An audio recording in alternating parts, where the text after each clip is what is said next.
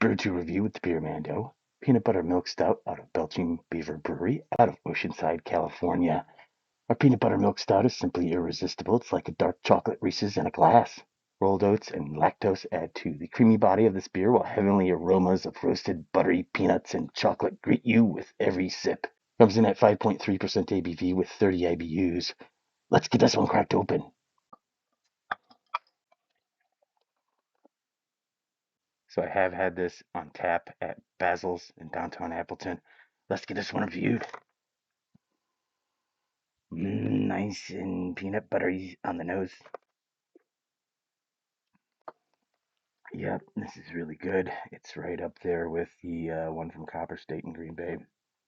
Um, Wish it was a bigger bottle or a bigger can, like a 16 ounce. But besides that, so far so good. Let's see where we're at here in just a little bit.